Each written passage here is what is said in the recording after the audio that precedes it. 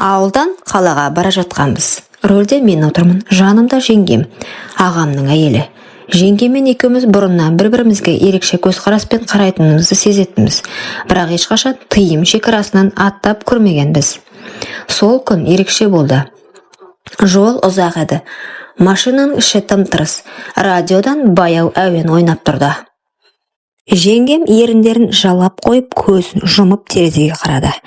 Қысқа көйлегінің етегі тізеден жоғары көтеріп кеткен. Аппақ санына қарап көзім түсіп кетті.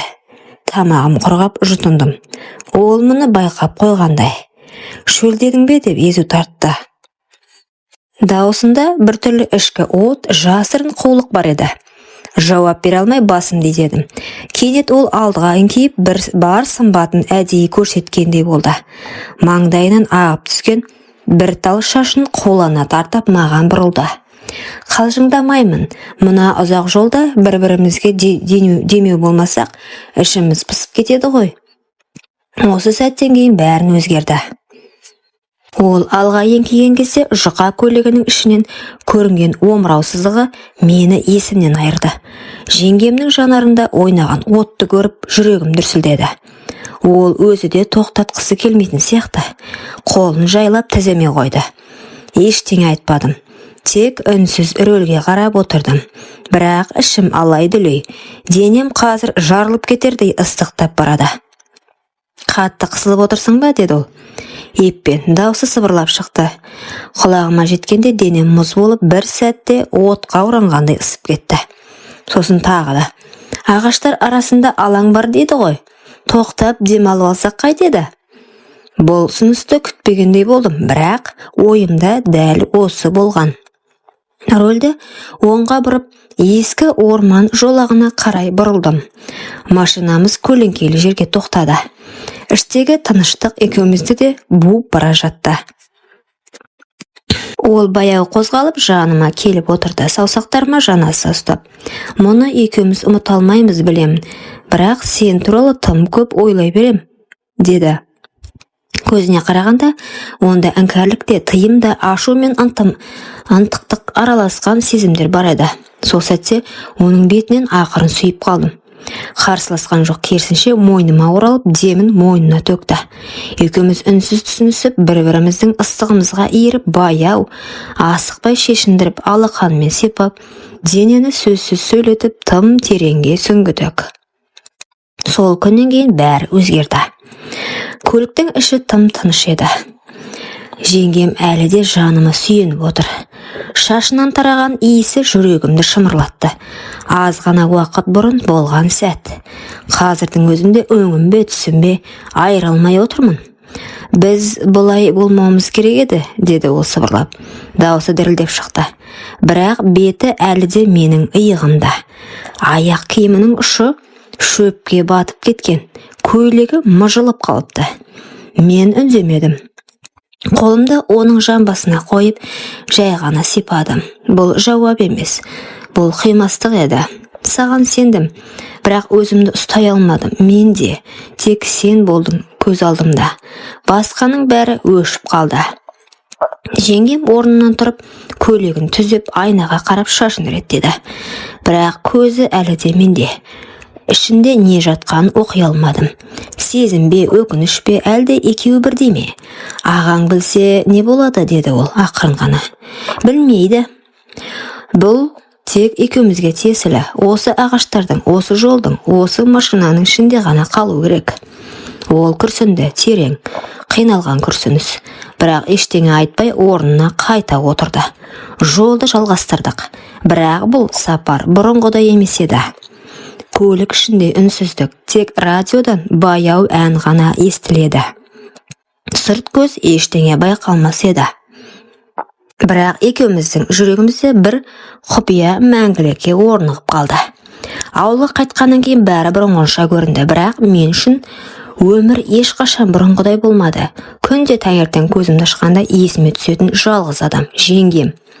Түнде көзімді жұмғанда сезетін жалғыз жан тағы да сол.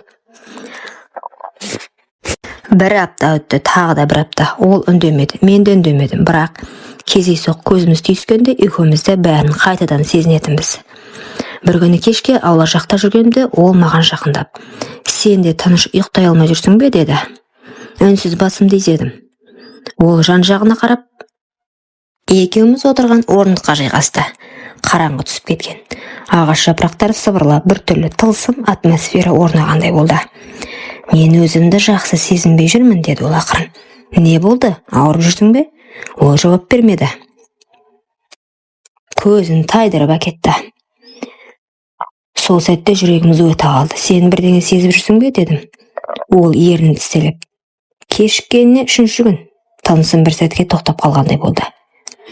Сөз таба алмай қалдым. "Бұл біз ойнаған нәрсе емес еді", деді ол дірілдеп. "Бұл өмірімізді өзгертетін нәрсе болуы мүмкін." Сол сәтте мен екі оттың ортасында қалғанымды түсіндім. Сезім мен тыйым, құмарлық пен жауапкершілік, ал оның ішінде бір жаңалық. Мүмкін біз бір сәтті құмарлықпен мәңгілік тағдыр жасап қойған шығармыз. Бәрін ұмытып, алда жоқтай көрініп жүрген күндердің бірі еді. Аулада жалғыз тұрғанымда үйден жеңешем жүгіріп шықты. Беті бозарып кеткен, қолында бір кішкентай қағаз, анализ қағазы, көзіме тіке қарады. Тынысымыз бір сәтке тоқтап қалғандай болды, шынымен. Қолым дір ете түсті. Ештеңе айта алмадым. Жүрегім кеудеме сыймай соғып, құлағым шыңылдап кетті. "Менің аяғым ауыр", деді. Ол орындыққа отыра кетті. Қолымен бетін жауып, біразға дейін үнсіз қалды. Мен басымды ұстап, ауладан ары қарай кетіп қалдым. Аяғым өзімдікі емес сияқты. "Қанша рет бітті, ұмытайық", дедім. Бірақ дәл сол сәтте бәрі қайта тірілгендей болды. Кешке қарай ол маған хат жазып жіберді. "Мен кеткім келеді. Бұл ауылда, бұл үйде мен енді өзімді әйел сезіне алмаймын. Бірақ менің ішімде кішкентай жан бар. Ол ештеңеге кінәлі емес", деді. Осы сөздер жүрегімді жаралап өтті. Мен жаздым: "Менімен кет, жүр, бәрін артта қалдырайық. Сен менің тыйымым емес, сен менің тағдырымсың", дедім. Ол келесі күні көлікке отыруға дайын тұрды. Ауыл іші тым-тыныш. Бірақ сол тыныштықтың ішінде екі күнәһар өз балашағын құшақтап түнгі жолға бет алып бара жатты. Түн еді. Жарығы әлсіз көше шамдары арасынан машинаның шамы жанып, қалаға кіріп келе жаттық. Ол жанымда отыр, қолында шағын сөмке. Көзінде қорқынысты үміт те бар. Бірақ қолымды қысып отырғаны мені таңдағанның белгісі. "Қазір не істейміз?" деді ол ақын. "Бастаймыз бәрін жаңадан. Сен екеуміз, үшеуміз." Бұл сөзден кейін ол жымиып басын иығыма қойды. Қала шетіндегі шағын пәтер жалдадық. Жаңа төсек, ескі перде, таза тыныштық. Бірақ бізге осы да жететін еді. Сол түні ешқандай тыйым, ешқандай кінә сезімі жоқ еді. Тек екеуміз денемізбен ғана емес, жүрегімізбен жақын едік. Жеңгем емес еді енді. Ол менің әйелімдей көрінді. Баяу музыка қосып қойып, бөлменің ортасында биледік. Ол күлді, мен таңырқап қарадым. Бұрын мұндай шаттығын көрмеппін. Бір сәтте қолыммен белінен тартып, маған жақындаттым. Ерніме жанасып, көзін жұмған күйі сыбырлады: "Саған сенемін. Менің балам сенің жүзіңе ұқсасыншы." Бұл сөз жүрегімді жоқ тастап жіберді. Таңертең шай үстінде ол маған жұмсақ қарап: "Ештеңеге өкінбеймін, осы сезім үшін бәріне дайынмын", деді. Мен саған үй, тыныш өмір, махаббат сыйлай алмасам да, сенің арманыңды қорғауға дайынмын, дедім. Осылайша бір түнді құмарлық мәңгілік махаббатқа айналып бара жатты. Таңғы шай үстінде ол маған күлімдеп қарады. Көзінің астындағы жеңіл көгерген іздер ұйқысыз түннің, ал ұялы күлкісі шексіз сенімнің белгісінде еді. Мен үнсіз тұрып телефонымды қарадым. Хабарламалар ішінде бір нөмір таныс боп көрінді. "Ағам, сенімен сөйлесуім керек, маңызды." Жүрегім дір ете қалды, қолым дірілдеп, аузыма сөз түспей қалды. "Не болды?" дедім. Бірден байқап: "Жай, жұмыс жайлы. Ағам жазыпты", дедім. Ол бәрін білді ме екен? Мен басымды изедім, іштей өз-өзімді жұбатқан болып. Білсе де түсінетін шығар, мен шын ғашықпын ғой. Ағаммен қаланың сыртындағы ескі кафеде кездестім. Келіп отырып алдымнан қарады. Көзінде мұз. "Сен бақыттысың ба?" Бұл сұрақ мені есеңгіретіп жіберді. Иә, мен бақыттымын, білесің бе? Сенің бақытың менің қасіретім екенін. Мен үнсіз қалдым, ағамды темекі тұтатып. Қайталап сұраймын, бәрін білем. Сен оны алып кеткен жоқсың, ол өзі кеткен. Бірақ сен бауырым бола тұра, менің арқа тұтар інім бола тұра, қалай? Мен басым салбыраттым. Жоқ, сенің рұқсатыңды сұрай алмадым, себебі ол жүрегімнен бұрын орын алды. Сенің әйелің емес еді ол менің тағдырым болды. Ал менше, мен кіммін енді саған? Аға көзін жұмды да орнынан тұрды. Екеуің бақытты болыңдар, бірақ мен үшін сен жоқсың. Қанынан туған іні емес, еркектен қыз тартып алған бөтенсің енді. Кетіп қалды. Сол түні мен келіп, оның жылап отырғанын көрдім. Қорқам деді. Ертең сен де мені жек көріп кетесің бе деп. Мен құшағыма алып, жоқ, біз күнәдан емес, жүректен басталдық. Бұл махаббат күнәнің тасасындағы жарық. Сол күннен бері біз тыныш өмір сүріп келдік.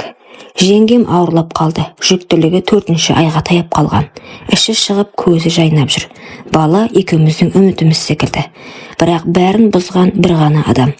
Кешке жақын сыртқа есік қағылды. Ашсам ағам. Қара көзілдірік, сіресіп киінген, қасында 2 бөтелкелес досы. Кірді де төрге өтпестен бұрын. Солай ма? Міне, менің әйелім. Ішіңде бауырымның баласы. Ал менше, қайда қалдым? Мен алдынан кесе көлденең тұрдым.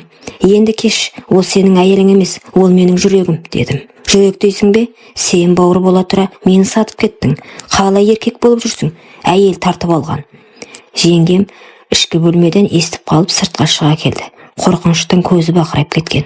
Аға, өтінем, балаға тиіспеңіз. Балама?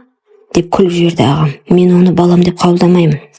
Ол бетінен ұрып жүрмекші болды, бірақ мен кеудесінен итеріп тоқтаттым. Шық, бұл жерден сенің емес. Сен сүймеген әйелді мен сүйдім. Сен жоғалтқан адамды мен таптым. Ағам тістеніп қарады. Ертең сен де бәрінен айырыласың, өмір бәрін орнына қояды, деді. Дір-дір етіп есікті тарс жауып кетіп қалды. Түн, жеңгем менің құшағымда. Бәрінен қорқам, деді. Қорқпа. Бұл жолы ешкім сені менен тартып ала алмайды. Күн өткен сайын жеңгемнің іші ауырлай берді. Ұйқысы қашып, іші тас сияқты болып, қатып қалған сәттер жиілей түсті. Бір күні кешке іші қатты тартып, жерге тізерлеп отыра кетті. Мен жедел жәрдем шақырдым. Іштегі бала оттегі жетіспеуінен қиналып жатыр, деді дәрігерлер. Жылдам шешім қабылдау керек. Аурухана, ақ халаттылар, жарық шамдар, дәліздегі ащы иіс. Мен сыртта күтіп отырмын. Сағаттар жылжып жатқан жоқ сияқты. Ақыр бір мейірбике шығып, құттықтаймын, ұл бала. Бірақ не, дедім, орнынан атып тұрып. Анасының жағдайы ауыр, жатырынан қан тоқтамай жатыр. Біз қолдан келгенін жасап жатырмыз, деді. Жер айналып кеткенде болды. Құлағымда тек жеңгемнің дауысы жаңғырып тұр. Сенің жүзіңе ұқсасыншы. Арада 2 сағат өтті. Дәрігер шықты. Жүзінен ақ бәрі белгілі болды. Өкінішке қарай, анасы өмірмен қоштасты, деді. Бала аман, бірақ шала туған. Көп күтім керек болады. Мен сандалып қалдым. Қуаным керек пе? Әлде жылауым керек пе? Бір аптадан кейін мен баланы құшағыма алып, зират басында тұрмын. Қолымда махаббаттан қалған жалғыз естелік. Ал алдымда оның топырағы жаңа ғана суарылған беті. Таныштық. Кешір мені. Сені шын сүйдім. Бірақ қорғап қала алмадым. Құрметті оқырман, өмірден алынған шынайы оқиғалар ұнап жатса, лайк, комментарий жазып қолдап кетіңіздер. Менің каналыма тіркеліп кетуіңізді ұмытпаңыздар. Келесі кездескенше.